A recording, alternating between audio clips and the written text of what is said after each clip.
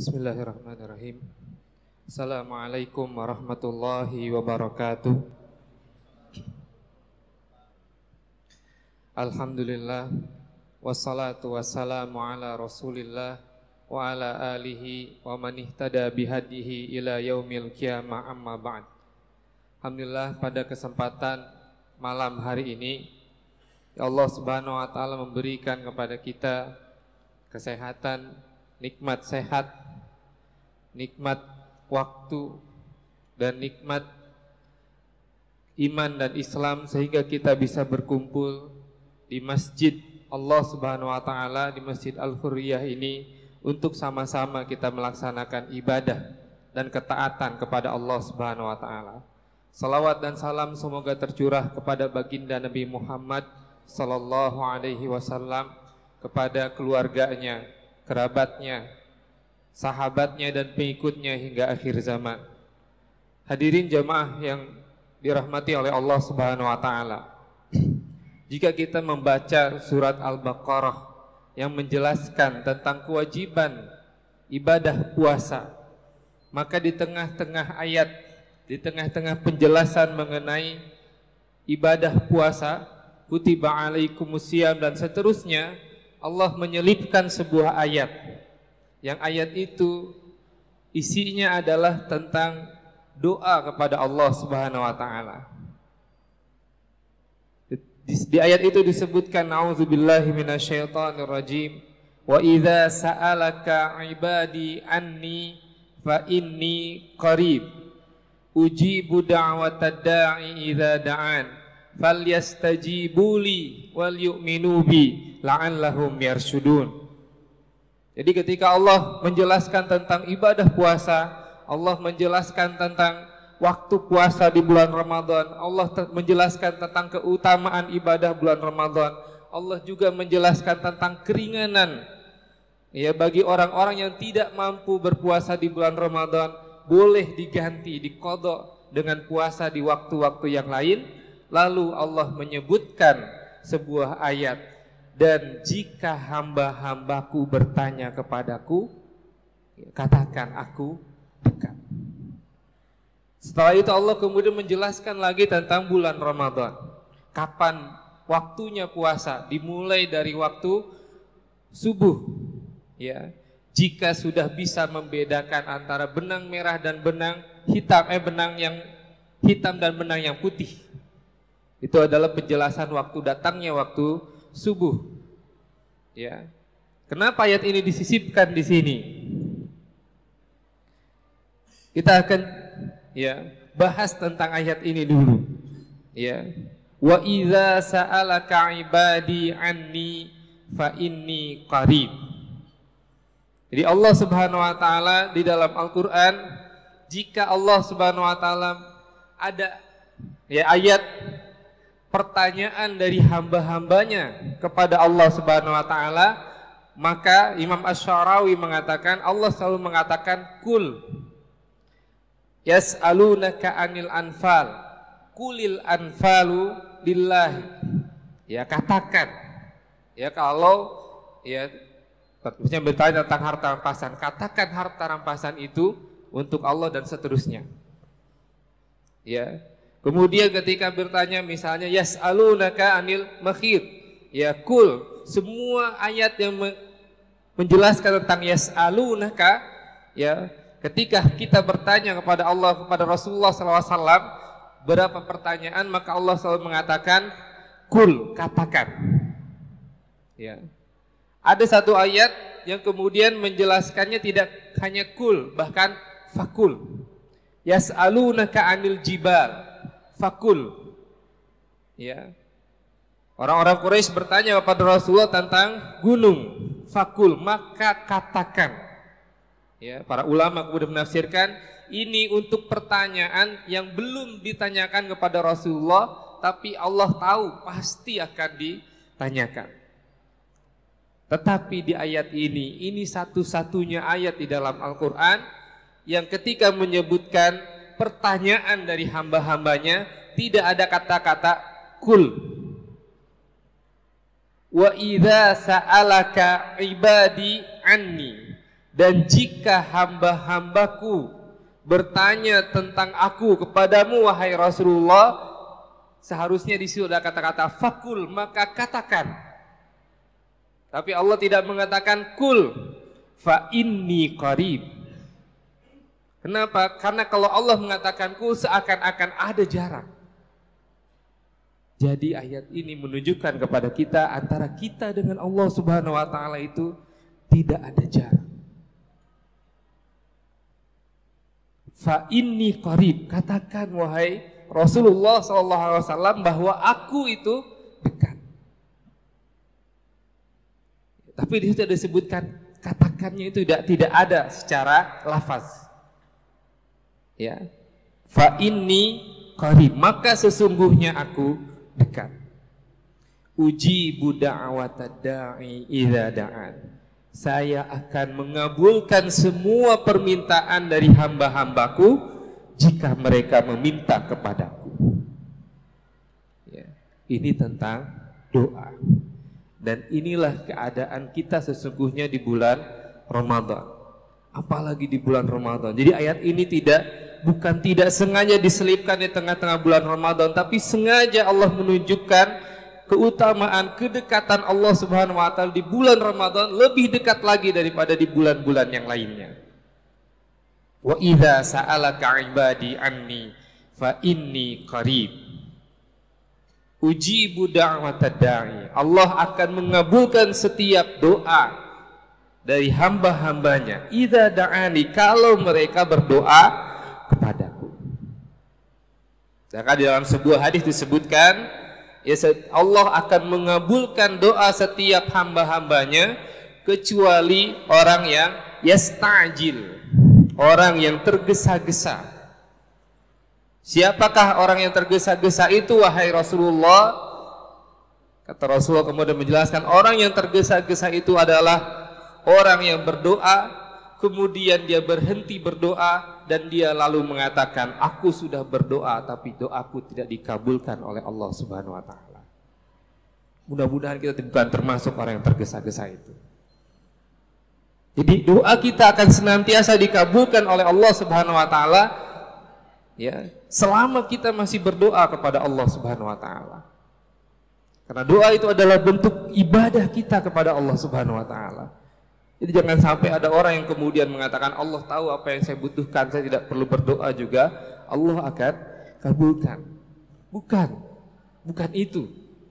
Bukan masalah Allah tahu atau tidak tahu, tapi sudahkah kita meminta kepada Allah Subhanahu wa taala? Meminta dalam artian bukan memerintah, bukan menyuruh Allah untuk mengabulkan keinginan-keinginan kita, tapi kita meminta.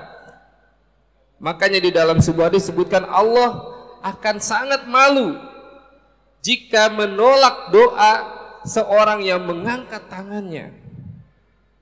Jadi kalau kita meminta kepada Allah dengan sebenar-benarnya mengangkat tangan kita, yang seperti dilakukan oleh Rasulullah SAW di perang Badar, diangkat kedua tangannya sampai surbannya itu jatuh. Ya, jadi Rasulullah memakai surban. Ketika tangannya diangkat terlalu tinggi, maka surban itu otomatis akan terjatuh. Berkali-kali terjatuh. Doanya dikabulkan oleh Allah Subhanahu wa taala. Dan sungguhnya Allah sangat mencintai dalam riwayat, ya, orang yang ketika berdoa kepada Allah, dia mengadu, mengisah kepada Allah Subhanahu wa taala. Itu sebenarnya itulah doa, bukan memerintah, bukan menyuruh. Kita berdoa, kita meminta kepada Allah Subhanahu wa taala, ya, dengan sebenar-benarnya permintaan dalam keadaan kita yang lemah. Wa idza sa'alaka 'ibadi anni fa inni qarib. Ujibu da'watad da'i idza da'ani. Maka kemudian Allah menyebutkan persyaratan doa yang diistijabah oleh Allah Subhanahu wa taala. Kata Allah Subhanahu wa taala di dalam ayat itu disebutkan, ya, ujibu da'watad da'i idza da'ani falyastajibuli. Falyastajibuli, falul fasirin mengatakan fa'ati'uni, maka taatilah aku. Jalankanlah semua perintahku. Wal yu'minu bi. Ya. dan berimanlah kepadaku, yakinlah kepada Allah Subhanahu wa taala bahwa Allah mampu untuk mengabulkan semua permintaan kita. Yakinlah kepada Allah Subhanahu wa taala bahwa amalan-amalan kita akan dibalas di dunia dan di akhirat. Maka insya Allah semua doa-doa kita akan dikabulkan oleh Allah Subhanahu wa taala. Tentu doa yang paling besar yang ingin kita kabulkan, yang ingin ya kita dikabulkan oleh Allah Subhanahu wa taala adalah kita dibebaskan dari api neraka. Kita dimasukkan ke dalam surganya Allah Subhanahu wa taala. Tetapi doa-doa yang lain, doa-doa yang terkait dengan kehidupan dunia juga tidak diharamkan. Para nabiullah, Nabi Zakaria, Nabi Ibrahim berdoa kepada Allah Subhanahu wa taala untuk dikaruniai anak. Dan sampai usia mereka yang tua, Allah Subhanahu wa taala belum mengabulkan doa mereka. Karena ada para ulama menyebutkan ada bedanya istijabah ya dengan qabulud doa. Doa yang mustajab dengan doa yang makbul. Doa yang mustajab itu doa yang diterima oleh Allah Subhanahu wa taala, tapi kapan ya doa itu dikabulkan itu beda lagi. Yang ini disebutkan di dalam cerita ketika Nabi Musa alaihissalam dan Nabi Harun alaihissalam berdoa kepada Allah Subhanahu wa taala untuk kehancuran Firaun. Maka Allah mengatakan, "Qad istajaba da'watukuma." Doa kalian berdua itu sudah mustajab, sudah diterima oleh Allah Subhanahu wa taala. Tetapi jarak antara perkataan ini dengan kehancuran Firaun adalah 40 tahun. Ya, jadi doanya diterima tetapi pengabulannya ditunda. Ya, doa ada yang diterima ya tetapi pengabulannya ditunda. Begitu juga dengan doanya Nabi Zakaria dan Nabi Ibrahim alaihimussalam. Ya, doanya diterima oleh Allah Subhanahu wa taala ya, tapi kemudian ketika mereka berusia ya sudah senja, sudah sepuh, kemudian baru dikaruniai ya seorang anak. Ya. Nabi Ibrahim dari istrinya yang pertama, Siti Sarah, ya, dikaruniai anak Ishak. Ketika itu dua orang malaikat datang ke rumahnya, ya, kemudian dijamu oleh Nabi Ibrahim alaihissalam. Tapi malaikat itu tidak bisa makan makanan jamuannya karena bukan makanan malaikat. Maka Nabi Ibrahim tahu, siapa kalian?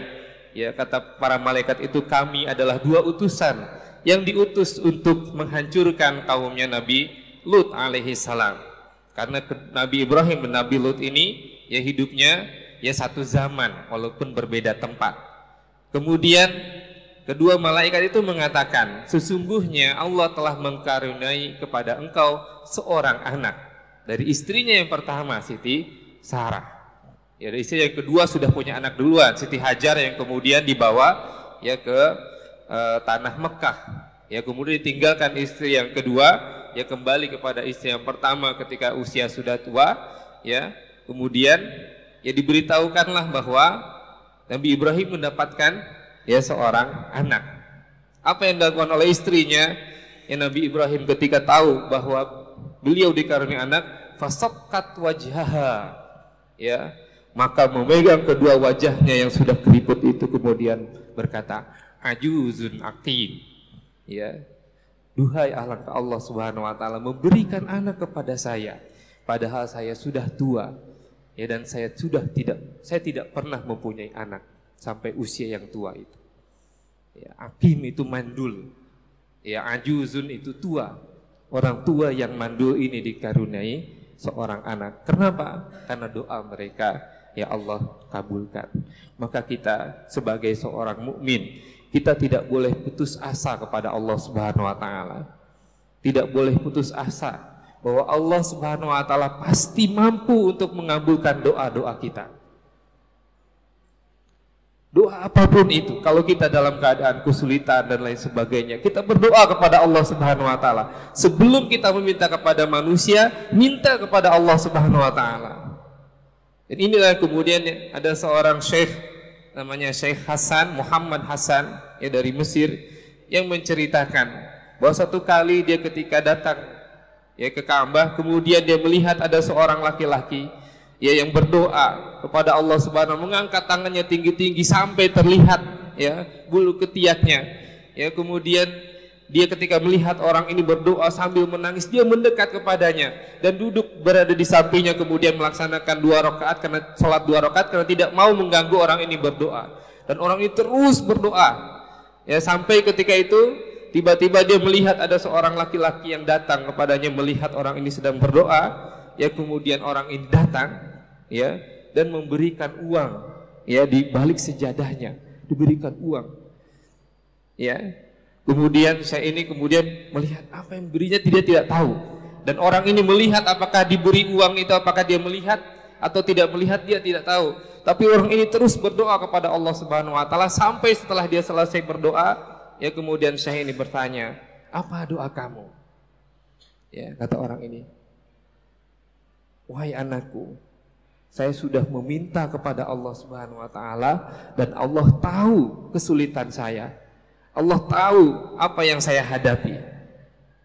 Dan saya tidak pernah meminta kepada ya seorang manusia sekalipun atas masalah saya ini. Tetapi apa yang dilakukan oleh Allah Subhanahu wa taala kepadanya." Kata dia, "Demi Allah, Allah mengabulkan doa saya dan memberikan apa yang saya butuhkan itu 3 kali lipatnya lebih baik daripada apa yang saya minta." Ini doa kita kepada Allah Subhanahu wa taala. Ya. Jadi kadang-kadang kita berikhtiar, berusaha, kita mencari rezeki, kita belajar, ya, kita dan lain sebagainya, tapi kita melupakan satu. Ya, kita melupakan satu senjata yang dimiliki oleh seorang mukmin yang paling ampuh, yaitu doa. Maka jangan lupa untuk berdoa. Adik-adik yang sedang belajar di sini yang akan melaksanakan ujian, ya, jangan lupa sisihkan waktu. Ketika waktu sahur berdoa, ketika waktu berbuka berdoa. Ada 3 doa yang tidak akan ya ditolak oleh Allah Subhanahu wa taala. Yang pertama adalah doa imamun adil, pemimpin yang adil. Yang kedua doa orang yang saum ketika dia berbuka. Dan yang ketiga orang yang dizolimi oleh orang lain, doanya tidak akan pernah ditolak oleh Allah Subhanahu wa taala. Maka inilah kesempatan, di bulan inilah kesempatan kepada kita untuk meminta kepada Allah Subhanahu wa taala sebanyak-banyaknya yang kita inginkan, sebanyak-banyaknya yang kita mau. Tetapi ingat, berdoalah dengan sopan, berdoalah dengan adab kepada Allah Subhanahu wa taala. Kita meminta kepada Allah ya karena dialah yang maha kuasa atas segalanya. Tapi kita harus ya sadari posisi kita sebagai hamba Allah Subhanahu wa taala. Posisi kita sebagai orang yang meminta, orang yang membutuhkan. Mungkin itu yang bisa saya sampaikan pada kesempatan malam hari ini. Mudah-mudahan bermanfaat bagi semua. Aqulu qouli hadza wa astaghfirullahi wa lakum. Wassalamualaikum warahmatullahi wabarakatuh.